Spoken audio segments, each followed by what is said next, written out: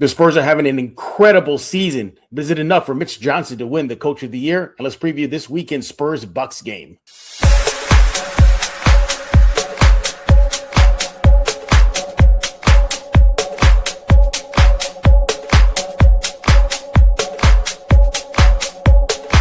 Welcome back to Spurs in Focus right here on YouTube, also on Substack, iTunes, Spotify, Pocket Cast. Pick a platform, Spurs in Focus is there. We thank y'all for making Spurs in Focus your first and only spot for all things San Antonio Spurs. Keep on coming here, subscribing wherever you can. Again, gave you all the platforms. Do it right now. I would definitely appreciate it. What are we talking about today? We're going to be, well, if you're watching on YouTube, you can definitely see on your screen right there. Is Mitch Johnson going to win the NBA Coach of the Year? Spurs have an incredible season. The record reflects that. The winning streaks reflect that. There's so many points / arguments to say that he is. And also, we're going to preview this weekend's Spurs-Bucks game. It's tomorrow afternoon. Heads up, everybody, in Milwaukee. He's going to bring in our guest. He is Mr. James Pledger, the very handsome-looking, dapper-looking Mr. James Pledger with San Antonio Sports Star. He's on next at I Am Pledger. Check out the star. We're going to brag about that in just a few minutes, man. James, what's the occasion? I didn't get the memo. Oh, I was coming on with you, so, I had to. That's what it was. I knew it. Also, by the way, everybody, he is also the host of Extra Innings on 94.1 San Antonio Sports Star. He'll brag about that as well later on that show. What you got there? Oh, he's activated the energy source there. Yep. You're not gonna throw a unibeam on me, are you? A little arc reactor tie clip. Yeah, I'm assuming you're not gonna shoot a unibeam at me, right? I'm good. I don't know. Depends where this goes. Oh, good luck. Yeah. By the way, every time I think unibeam, I think how we just smoked Bucky in that fight, man. Oh, Jeez, man. God. Bunch of things. It was Bucky. It blew up the core, the vibranium core, and Age of Ultron. Like unibeam was. That's not to be messed with. That is the not finishing move. Exactly. We're gonna have our nerd segment later, everybody. So we're not jumping ahead, but let's go and dive into it. So, James, in recent weeks, everybody's talking about MVP Wemby, Defensive Player of the Year Wemby, Steph Castle, all defensive team. The list goes on. KJ, Sixth Man of the Year, but kind of getting lost in the shuffle is Mitch Johnson and his chances, arguments why he should be the new NBA Coach of the Year. There's some pros, there's some cons. James, where do you stand on this? Has he done enough to gain that vote and win it? I mean, if you look at Coach of the Year, it's usually a team that goes from really bad to really good.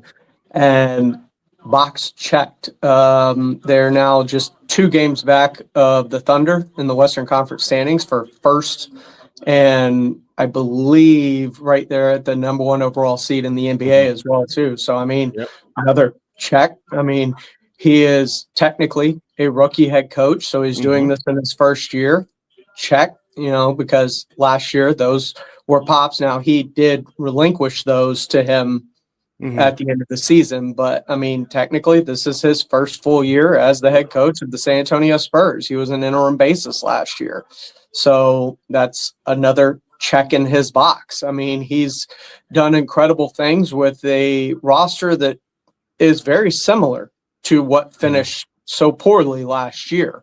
Only a few tweaks when you talk about adding a Luke Cornett and even Lindy Waters or Kelly Olynyk, people that aren't making that big of a difference. So it's not like there was this massive roster overhaul either on this team. The only difference is they got Wemby healthy for a full season and Fox for a which he didn't have Fox for most of last year, as that was a trade that came in. And then obviously Wemby with the blood clot. But, I mean, he did have Wemby for the first part of the year, and they weren't doing this.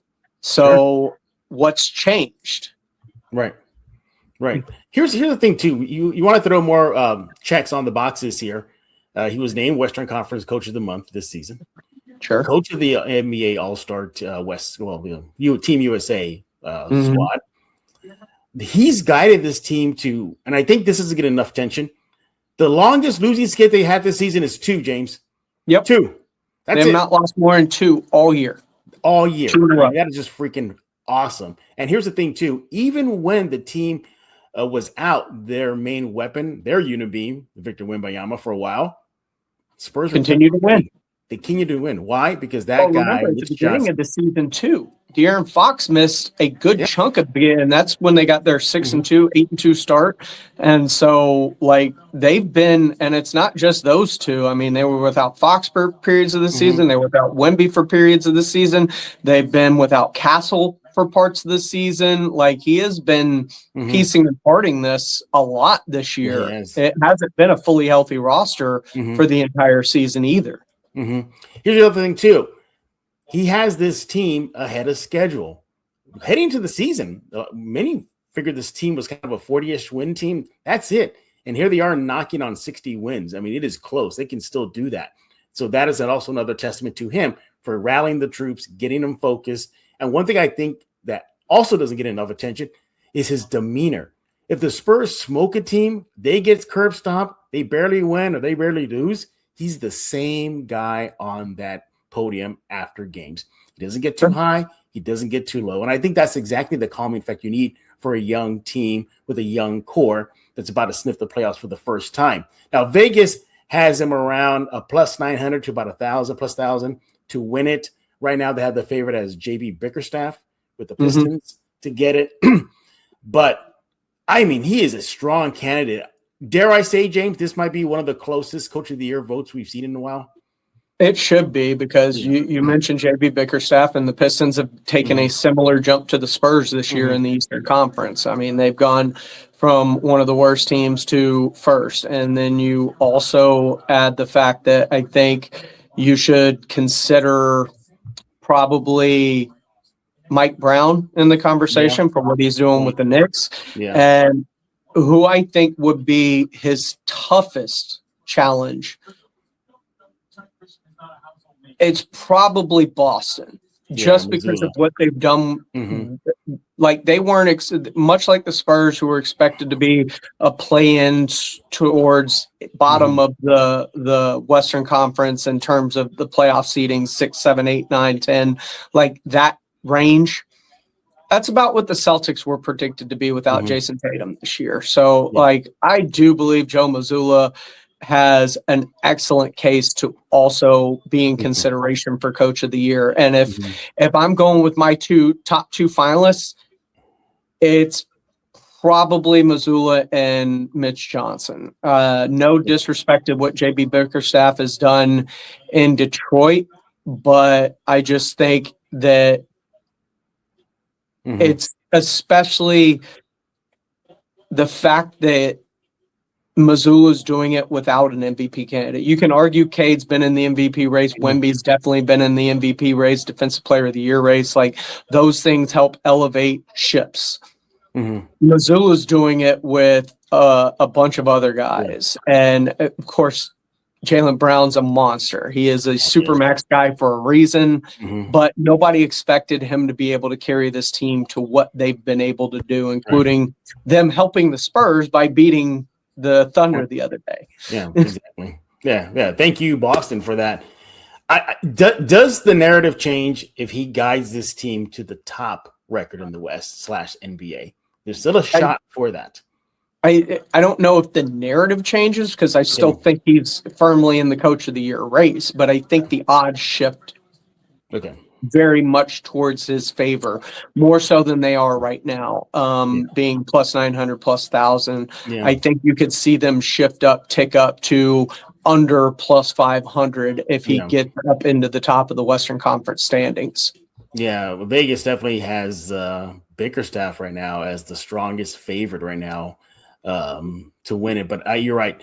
And I think that's what's probably going to kind of push back on Mitch getting the award, is that there's other quality coaches earning it. And here's the thing. They're veteran coaches. Mitch is a first-year guy. I think ultimately that could be a tick in his favor, I would think. Right. Yeah. I you read my mind here. I was going to go with that. I think that should help him. Like, hey, look what he's done in this first year. My God, what a damn good coach. But it's rare for that to happen. Not say it can't happen, but it's I mean, rare. it's a lot like assuming, well, Tim Duncan's one of the best defenders in the league every year. Yet somehow he never magically won a defensive player of the year because everybody was like, he's going to win plenty. He's going to win plenty, which is why you don't vote based on future potentials or whatever it may be. I get very mad at voting systems in the NBA, whether we were here, my Wemby's rookie year, talking about, I was campaigning for Vic as defensive player of the year because, Rudy Gobert is great, but he's a liability in some games and you have to take him off the court. I don't care that he's a rookie. It's not the best defensive player in the NBA that's not a rookie. It's the NBA's defensive player of the year, period. End of state. It doesn't matter that he's a rookie. MVP shouldn't matter if you're a rookie or if you're new to the conversation or you have to prove it for a couple of years. No, it's of the year. And so I have there are these perceptions and biases and things that come up when you vote for these postseason awards that they shouldn't even come into the conversation because that's not what the conversation's supposed to be about. It's not about the best guy that's never won it. No, if the best guy's won it 3 years in a row and he's the best guy in his fourth year, give it to him his fourth year too. Just because you're tired of voting for him doesn't mean he's still not the best player in the league. These are it happened with Jordan a lot during the 90s where people just got sick of voting for him and wanted to see something new, but it shouldn't dampen the fact that he was still the best player in the league during that time and playing as such every year. Give him the award. Give Wemby the award. Give a rookie the award if they're that good. I don't care one way or the other about these made up fallacies of the rules that you're trying to alter to an award that should be strictly based on its merit of the year for the NBA, period. End of statement. Yeah, I can even say that to Coach Popovich when he was doing his thing on the sidelines. Coach, he had best record left and right. He's the best coach in the game. Then why in the game? And yet, I think he only won it twice. I believe that was it. Exactly. And that just never made sense. But going back to Mitch, he's a strong candidate. There's no doubt about that. There's minimal cons to the argument why he should get it. Minimal. It's hard for me to even think of one right now on the fly. I can't. I really can't. That's how strong of a candidate is. I think he finishes top 3 in the voting. Ultimately, I don't think he gets it though. I think it's probably land with Missoula or JB. I think that's where he's going to land. I think Missoula is going to be a late swell for him among the voters just because of how well San Antonio has played. They're 23-2 over the last 25 games. I mean, they February too. Continue to keep winning. They had a perfect February. He's just been on a tear, and it seems like the team is getting better. Yeah, it is at each turn, and as the season progresses, and as we get closer to the postseason, and I think the better they play towards the end of the season, the harder it's going to be to keep his name out of the conversation. Absolutely, same thing for Wemby for MVP. I mean, the way he's playing right now to wrap up the season. Well, I mean, MVP, it's the best player in the league, and as far as I'm concerned, or as I've been told recently, that encompasses both sides of the court. Exactly. Offense and defense, and he's kind of really good at both. Yeah. But hey, you know what? The Spurs are having a phenomenal season. If Mitch comes up short, not a problem. Why? Because I think he probably has a few of those awards ahead of him if he keeps this up in San Antonio. James, I don't know. Where do you land on it? Does he walk away with the Coach of the Year or probably not? If I'm laying today, especially with the odds I would, just because I think they're going to play extremely well here down the stretch and really give Oklahoma City a run for that number 1 seed, especially when you look at the Spurs' upcoming schedule versus Oklahoma City's upcoming schedule. And I think that gives them a chance to crack that door open and will give Mitch a chance to kind of walk through in the voters' eyes. Yeah, I mean, that guy you see on your screen, everybody, Mitch Johnson, man, what a phenomenal job. Round of applause. He had some doubters coming into his first full season as the head coach, not interim. Why? Because remember, everybody, there were names out there, Mike Malone, Taylor Jenkins, Becky Hammond. They was out there. They who's this guy? And Austin Spurs, coach and assistant. What? And look, it's kind of almost like the mantra of the season. You doubt the Spurs, they prove you wrong. You doubt Mitch, he proves everybody wrong. Hey, what do y'all think about Mitch's chances for Coach of the Year? Let James know on X at @IamPledger. Let me know on X at Jeff G Spurs Zone, or leave a comment on the YouTube page here at Spurs in Focus. We'll love to read them at a future episode here. James, you want to preview tomorrow's game, Spurs-Bucks? Yeah, let's do it. All right, let's go to preview tonight's tomorrow's, I should say, Spurs-Bucks game, which is in the day, everybody. In the day. Also, if you want to go and celebrate or watch the game, go to the Frost Plaza out there at the Rock. There's a watch Ohio Southwest Division Championship T-shirt. Yeah, get that also as well. The last watch party of the regular season, so don't want to miss that. All right, let's look at the tail of the tape here, Pleasure. And there you have it. There you see on your screen there. Yeah, Spurs should cruise, I should say, based on this. Preview over. Preview over, everybody. I mean, just look at those numbers there. I mean, just staggering, heavy to the Spurs side. All right, let's get James in the. Well, I mean, it's also twofold on it, right? You've got the Spurs who are actively pushing, trying to get the number one seed, catch Oklahoma City, versus the Bucks, who there's a lot going on in that organization. That just a little bit. I mean, wanting to shut Giannis down because obviously they have an ulterior motive and agenda behind wanting to do that, and Giannis campaigning to play and not wanting to be shut down, and the NBA PA getting them drug into like this. This is getting uglier and uglier, and it's really seeming like they're heading for a divorce this offseason. Oh, yeah. Hey, Bucks, you want to up your draft odds? Why did you lose this game? Yeah, that's a little silver lining on a dark cloud of the season for you Milwaukee Bucks. But look at some of the numbers. Yeah, Spurs should get the W if stats don't lie. Also, wrap up the 3-game road at 3-0. Hopefully that'll happen. I mean, it's just staggering.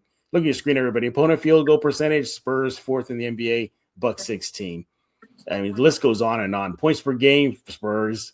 Opponents points per. I mean, Spurs, you know where we're going, right? Should be a win. Should be a win for San Antonio. I think as of this show right now, I don't think Giannis is playing. So that kind of puts a damper on things. But they're trying to shut him down. So I wouldn't expect him to play, because guess who controls whether he can even get on the court or not, despite whether he thinks he's healthy. Yeah.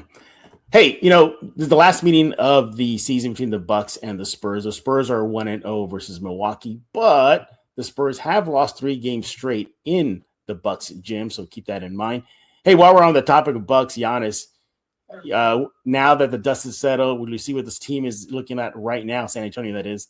Should the Spurs still make a run at Giannis? No.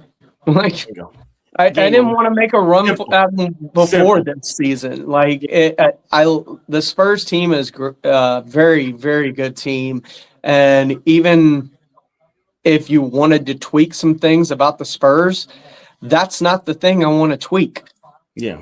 No, they still need to shoot. Adding a 3-and-D wing is the one thing that, whether it's a 3, a 4, a 2, whatever it is, I want that efficiency from outside. Yeah. And my good God, especially when you look at the Spurs and the way they've played as of late. Like, I retweeted something last night, and I noticed it when I was at the Rockets game earlier this year too. And a couple of the ball movement is just pristine. Yes, and it is the closest thing I've seen to 2014 since 2014. And it is probably as good as that, and probably right in line with what during the Golden State Warriors kind of heyday, Stephen was going off and doing things, but they had great ball movement as well to get those open shots that weren't Steph Curry. And the Spurs, their ability to see the next pass before it happens has just been second to none right now. And that is a dangerous thing if you're heading into the playoffs, the way they are moving the ball, making teams rotate and over rotate and commit to get to that extra guy. And it is absolutely majestic to watch. Like, you could talk about the dunks and the Wemby and all this other stuff. That ball movement, like the way they move the ball at times, is something that gets me giddy. Yeah. What's that old phrase Pop used to do? Best to great. To better, better to best. Yeah, all that stuff. Yeah, they're doing it this year. Yeah, and I was some of the I just said about it this way: the organization is very thrilled right now. Not necessarily just for this season. Of course, it's exciting, but was told that they're more thrilled for the long term. Just aren't you always thrilled when you're right? Yeah, exactly. Like they rolled the dice when everybody was saying they were wrong and needed to go get somebody and like get a big free agent or go get, in my case, Markkanen, or in other people's cases, Giannis or whoever it may be, to like Trey Murphy the third, whatever it may be. And I wouldn't be opposed to that still. Yeah, but I think that's still on the table for me. But like that. Everybody was screaming this at the top of their lungs all the way up to and past the trade deadline. And all they have done since that is just win and win and win and win. And it is proving the front office right in what they've seen through their own development and at practice, and what they've thought of these players and this team. And it is confirmation bias to their own eyes. And of course, you're always happy when what you thought, which was counter to what everybody else thought, is proven absolutely right. One of the things that stands out for me about this squad, too, is the sacrifices the players have made. Let's start off with the big one, Keldon Johnson. He went from being the quasi-face of the franchise before Wemby to being the starter to now being the sixth man, seeing minutes reduced and touches reduced. And the sacrifice. I was very, very hard, and you've heard me be very hard on Devin Vassell and his fit with the Spurs. And the role he's taken this year has been phenomenal. And I think it was the other night after the win against the Heat, Dylan Harper was talking about, he's always been the dude everywhere he's been. And he talked about taking on the lesser role and how happy he is. And it's like, as long as we're winning, like, that's all that matters. Like, that's, that talks about what they're doing and how they're doing it, and the mindset that is taking hold within the entirety of the team. It's not one person sacrificing, it's everyone sacrificing. And that includes Wemby, because let's face it, he could do what he did against the Lakers that one day when they rolled out a high school basketball team against him, where he put up 40 in the first half. And he could do that on a night in, night out basis if he ever wanted to. And he's content with 19, 20, 25, 15. Like, he's okay with that as long as the team is winning and it all leads to success. And it has. We saw recently Keldon Johnson and Dylan Harper be the leading scorers for the team in a win. And while Wemby had under 20 points. So that just goes to him. Another thing you cannot ignore is even the sacrifice that De'Aaron Fox had made. If you look at earlier in the season, he gave up a lot of the touches. He gave up a lot of maybe his time to let Castle and Harper get their groove going. Let them, if you just go back and look at the numbers, how much more ball dominant Castle was in the start of the season until he is now. And I think that's also a testament to Fox. And look at the dividends it's paid. Yeah, exactly. Exactly. All right. Well, that was some preview for tomorrow's game. That was awesome. Spurs should wreck shop versus Milwaukee. Cross your fingers that happens. Going 3-0 in this mini road trip. We need to hear what y'all think about tomorrow's game. Who do you got? Let James know on X at I Am Pledger. Let me know on X at Jeff G Spurs Zone. James, you want to have a nerd moment? Yeah, let's do it.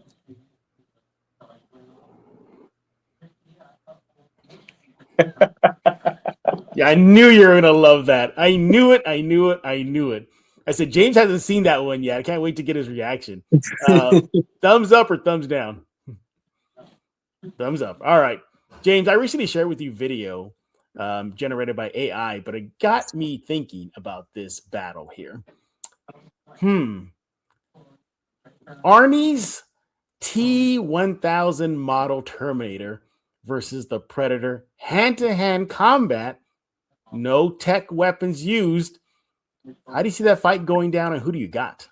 I mean, let's face it, it becomes a draw, probably, because if the Predator is losing, he's just going to nuke everything. Yep. Like, at worst.